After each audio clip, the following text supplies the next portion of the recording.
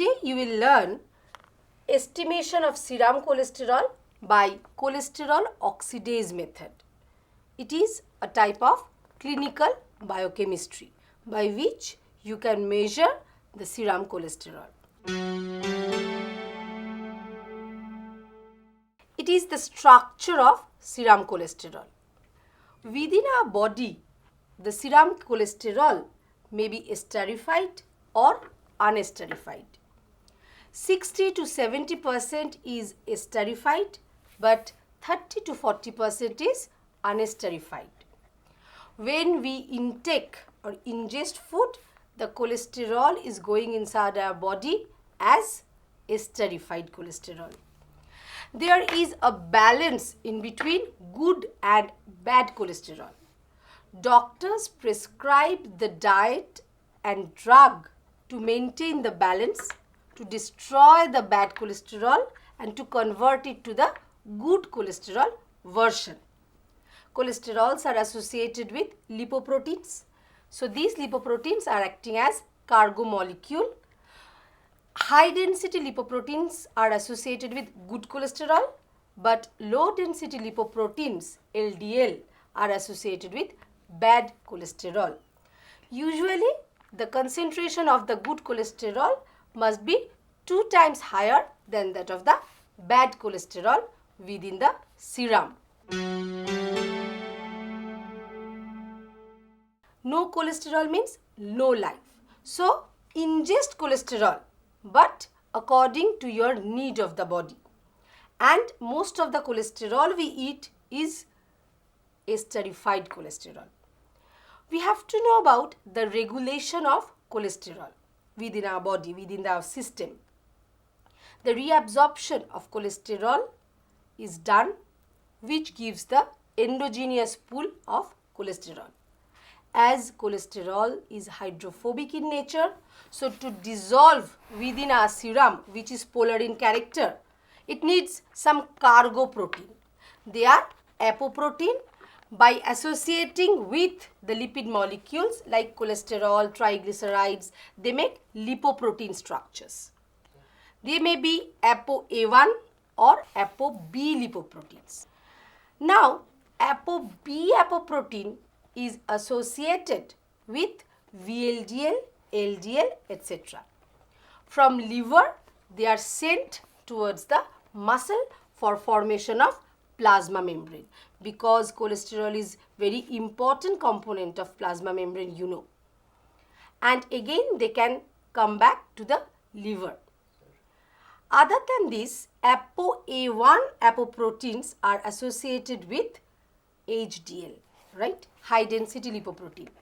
They are sent from liver towards steroidogenic tissues like adipocyte. So from liver, small intestine, they are sent towards the peripheral tissues. But again they will come back towards the liver ultimately.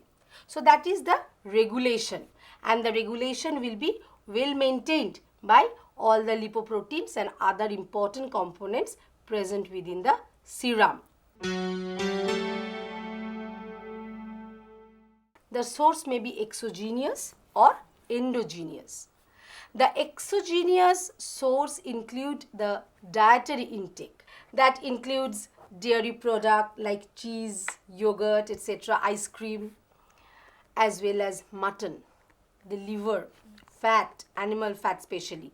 They actually give you the pool of exogenous cholesterol. Now, indigenous cholesterol comes from intestine itself. So, we have to know the serum cholesterol content routinely. It is called as blood work, so that you can estimate how much good cholesterols are present. So the medicine will be prescribed by the doctors to maintain the balance in between good and bad cholesterol. We have to know the processes by which the serum cholesterol can be monitored routinely. Fluorimetric method and spectrophotometric method. Mainly two methods are there. In case of fluorimetric method, the micro quantity present inside the biological fluid including serum can be estimated. There are so many reactions, modified version of the reactions that include the fluorimetric analysis of serum cholesterol, including Lieberman-Bouchard reaction, Shoggoff reaction, Zlatz reaction, Leffler's reaction, where actually 2-propanol is utilized as solvent. This particular solvent is used because it does not have any absorption in the fluorimetric range.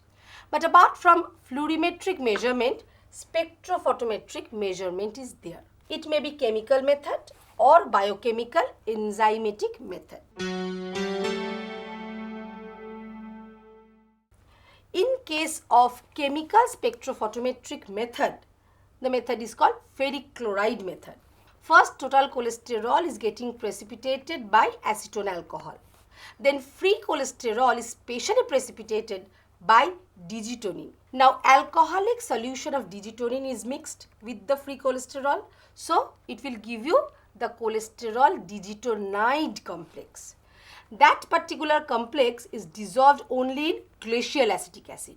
So, after dissolving them, add ferric chloride and sulfuric acid. It will develop pink color that can be measured spectrophotometrically or colorimetrically at 575 nanometer. Today we will learn the biochemical or enzymatic method, where cholesterol ester from the serum will be unesterified, will be oxidized, and as byproduct H2O2 or peroxide will be getting produced, which will give you molecular oxygen and water. This particular molecular oxygen will be trapped by a particular chromogen, 4-amino antipyrine, which will develop a red color quinonimine dye, Schiff base intermediate, that will be measured colorimetrically or spectrophotometrically at 530 nanometer. So that is the spectrophotometric or enzymatic method for serum cholesterol estimation. Ma'am, which method for serum cholesterol estimation is better, fluorometric method or spectrophotometric method? According to precision concern, the spectrophotometric method, especially the enzymatic method, is best. In 1967, it was proposed by Tonks, but it was modified by Alien et al. In 1974. Cholesterol esters that is available in our serum is getting unesterified with the help of cholesterol esterase enzyme to free cholesterol as well as free fatty acids. Now, these free cholesterol is getting oxidized with the presence of oxygen and with the help of cholesterol oxidase to cholestyl 3-one and hydrogen peroxide as byproduct. But we will couple this reaction, you know about the coupled assay of reaction, with another enzymatic reaction where we can get a color product, because in these two reactions no color substrate, no color product is getting produced. So, this particular hydrogen peroxide with the help of peroxidase enzyme is getting converted to water and molecular oxygen. That particular molecular oxygen with the help of phenol and 4-amino antipyrine gives a Schiff base intermediate, that is a quinonimine dye, which can be measured spectrophotometrically at 530 nanometer. This is the overall scheme for the reaction, where you can follow cholesterol ester, free cholesterol, cholestyl 3-one, hydrogen peroxide. This is 4-amino antipyrine structure, and ultimately the quinonimine dye Schiff base is getting produced, which is measured colorimetrically at 530 nanometers. When we are talking about requirements, 3 components are there. What are they? Number 1, equipment. Number 2, reagents used. And number 3, sample to be assayed. Let's first talk about the equipments needed. You need test tube, you need Eppendorf's, you need test tube rack, you need incubator. So the picture of incubator is here for the enzymatic reaction. You need centrifuge machine and you need colorimeter. From picture you can observe, as well as this one is your colorimeter, where actually the ultimate color developed can be monitored. Second requirement is reagent requirement. The reagents are supplied by commercially available kit. So this is commercially available kit for serum cholesterol determination. What are the components? Let's see. Reagent 1. Reagent 1 contains cholesterol phenol reagent, 40 millimole phenol along with stabilizer and detergent. Reagent 2.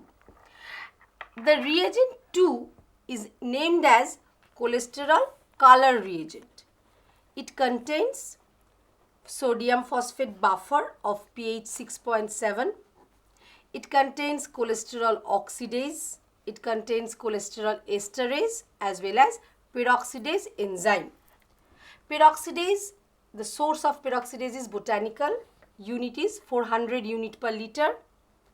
Cholesterol esterase source is mammalian source. Unit is 400 unit per liter. And cholesterol oxidase is microbial in source, having 400 unit per liter concentration. Apart from this, there are two more reagents. They are called calibrator, reagent 3 as well as reagent 4. So calibrator means the references. That means standard also. So by the kit, two standard calibrator are given. One at the low region, that is 100 milligram per deciliter, and another at a high concentration, that is 500 milligram per deciliter. If calibrator is not supplied by the kit, we have to make it by ourselves. These reagents are very sensitive. So reagent storage is very important. We have to store them at 4 degrees centigrade, and that can be storable for a week. But if they are kept at minus 20 degrees centigrade, it can keep for 4 weeks. But if they are kept at normal temperature, they will not work after 4 days. So reagent storage is very important criteria, along with reagent disposal. According to local and regional laws and orders, the reagents must be disposed. Let's talk about the third component for requirement, that is what? Serum. Fresh, clear, unhemolyzed serum is used, and it will be taken from 12 hours fasting patient. We have to prepare the reagents, the standards according to our need, as well as blank and serum sample. Let's talk about them individually. The first one is preparation of reagents. What I told you, number 1 is cholesterol phenol reagent and number 2 is cholesterol color reagent. They will be mixed within a bottle in equal volume. That will provide you the working reagent. Standard. 2 standard calibrator are given by the kit itself, but you can make series of standards by taking 500 milligram per deciliter as master stock by diluting it with acetone alcohol. So from 500 milligram per deciliter, you can produce 200 milligram per deciliter, 300 milligram per deciliter, as well as 400 milligram per deciliter as different sets of standard. So S1 will be 100 milligram per deciliter, that is supplied by the kit. S2 you can produce from the master stock by diluting it, that is 200 milligram per deciliter. S3 300 milligram per deciliter. S4 400 milligram per deciliter. But S5 is your master stock, given by kit as calibrator, that is 500 milligram per deciliter. In this way you can prepare the series of standard. The blank can be made by using only distilled water in spite of standard, serum, etc. Because working blank is needed very much to calibrate your colorimeter machine. Serum must be prepared properly, and after preparation they will be kept at 2 to 8 degrees centigrade. How to prepare them? With 0.5 ml of plasma, you can add 9.5 ml of acetone alcohol.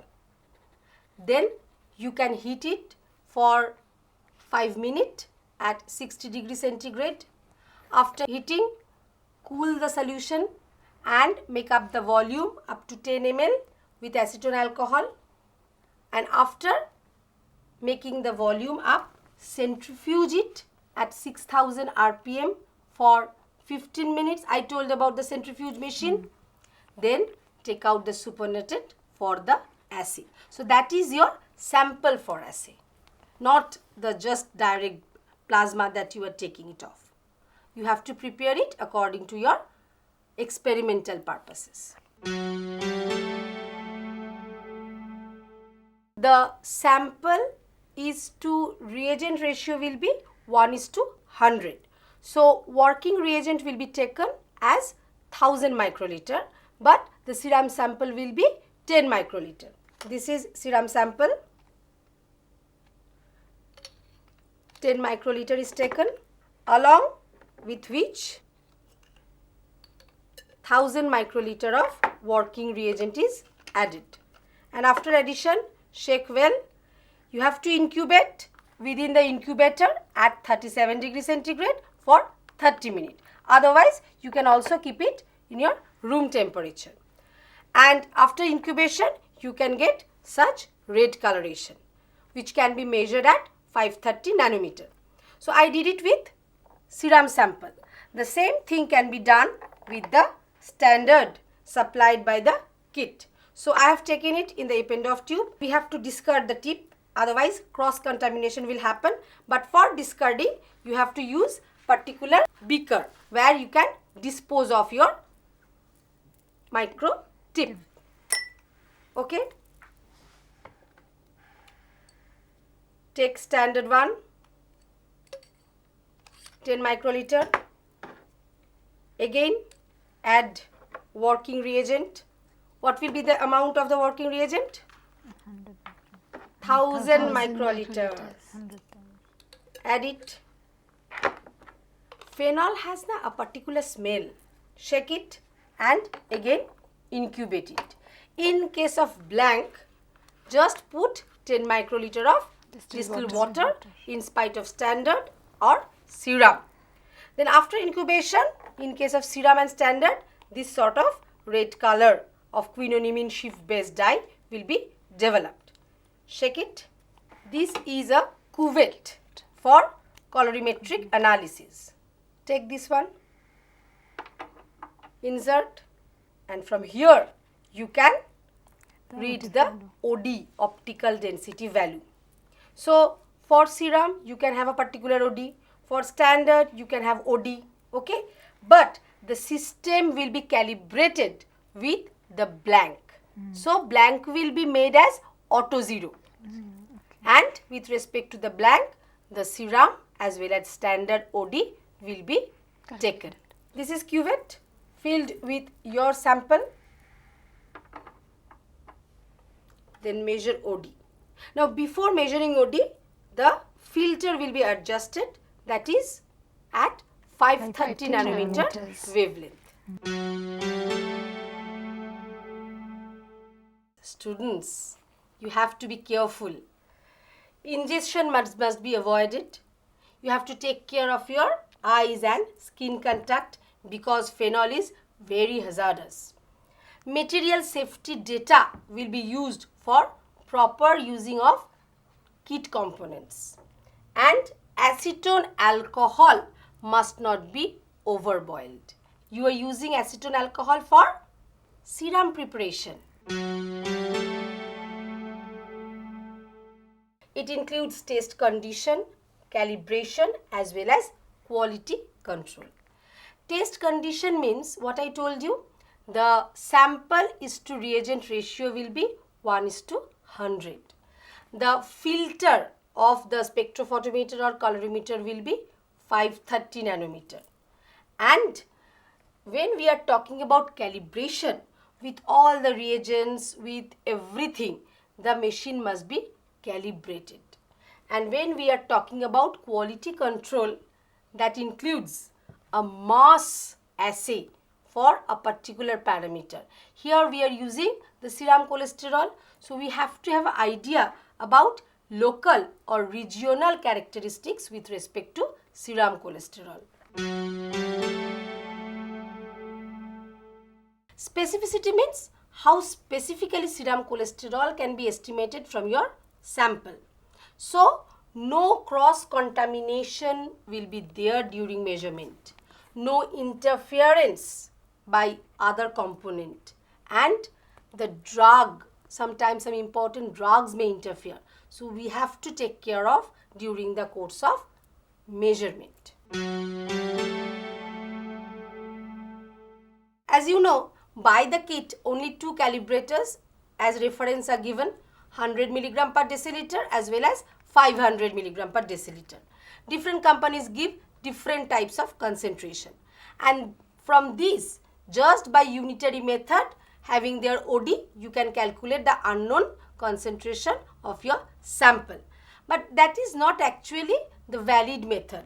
So you have to prepare the series of standards, and from series of standard you can prepare a standard calibration curve, because you are getting the OD values, optical density value, by colorimeter. So the concentration versus OD will give you a straight line. Now putting your OD value, unknown OD value of serum, will give you the concentration of the serum cholesterol, not just by unitary method, by calibration curve, by standard curve, by extrapolating, you can have the idea about the unknown serum cholesterol. That will increase the confidence of your result. From here we can observe the 0.21 is the OD, which by extrapolation gives the concentration 120 milligram per deciliter. Ma'am, what do you exactly mean by concentrated solution of cholesterol? Let me tell you. From this curve, you can understand the standard or reference given by the kit. The highest one is 500 milligram per deciliter. So from here we can draw a straight line where the upper limit is 500 milligram per deciliter. Now if your serum sample is so much concentrated, so cholesterol value will exceed from 500 milligram per deciliter, that will not fit into the curve. So then only we will dilute it with sodium chloride or saline solution. By experimentation, you are detecting how much serum cholesterol is present. But you have to represent as report, as result. So the presentation of results include the unit. It may be presented in terms of milligram per deciliter or millimole per liter unit. The abnormality with respect to higher cholesterol content is correlated with cardiovascular disease as well as some of the lung diseases. The correlation can be done only with respect to the biostatistical confidence level. To get the higher precision, the machine must be calibrated with 2 sera within a day, and that can be done for 10-day period. Again, the results must be presented with some biostatistical unit like mean standard deviation, coefficient of variation percentage. So that will increase the confidence level of your report. Actually, the serum cholesterol is assayed over a population. Then only it can be correlated that this particular concentration is valid for this group of people and it is forbidden for such group of people. So we have to assay a mass of people. Then only we can conclude about our report. So that will be more precise with respect to biostatistical analysis. After getting the result, you have to compare with the standard one, standard reference one. What are they? The normal range is 3.6 to 5.2 millimole per liter. The borderline high is 5.3 to 6.2 millimole per liter. The hypercholesterolemic condition is 6.2 millimole per liter and above. But main thing is that you have to ask what will be the range of age group. When we are talking about 20 to 29 years old people, the moderate risk condition is around greater than 200 milligram per deciliter. But high risk condition is greater than 220 milligram per deciliter. 30 to 39 year age group, the moderate risk condition is greater than 220 milligram per deciliter. But high risk concentration is greater than 240 milligram per deciliter. Above the age group 40 years, the moderate risk concentration is greater than 240 milligram per deciliter, but high risk condition is greater than 260 milligram per deciliter. All the data are recommended by NIH. So according to NIH, we are recommending this particular group of people will have this particular range of serum cholesterol. So after getting your result, compare it with the standard reference. Now when we are talking about accuracy, it includes linear regression analysis of the result that will increase the confidence of the test. Now after getting the result, doctor will tell you whether it is normal or abnormal. If the result is abnormal, then the nutrition therapy will be done. So student, in your clinical laboratory section, today I told you how to measure serum cholesterol by cholesterol oxidase enzymatic method. That is very easy to perform and everything is supplied by the kit as kit reagent. You have to just dilute them just to make the series of standard, and after mixing with your sample by measuring with colorimeter, you can have the data, and from the OD value or optical density value, you can have concentration. So you can represent it as the biochemist, and with confidence you can tell whether it is hypocholesterolemic, whether normal, whether hypercholesterolemic condition.